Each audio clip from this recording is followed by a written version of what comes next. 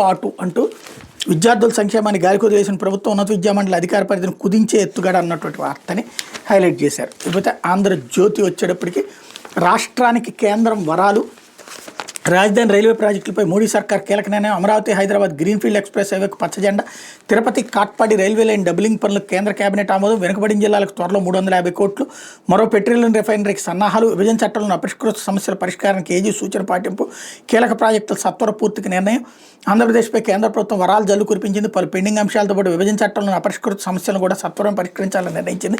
దీనిలో భాగంగా ఏపీ రాజధాని అమరావతి, తెలంగాణ రాజధాని హైదరాబాద్ మధ్య గ్రీన్ఫీల్డ్ ఎక్స్ప్రెస్ హైవే నిర్మాణానికి కేంద్ర హోంశాఖ పచ్చజెండా ఊపింది. అలాగే Tirupati Katpadi railway line doubling పనులకి కేంద్ర కేబినెట్ ఆమోదం తెలిపింది. ఈ డబ్లింగ్ పనులకు 1332 కోట్లను వెచ్చించినట్టు తెలిసింది. మొత్తం 104 కిలోమీటర్ల మేర డబ్లింగ్ పనులు జరగబోతున్నాయి అన్నటువంటి వార్తని హైలైట్ చేశారు.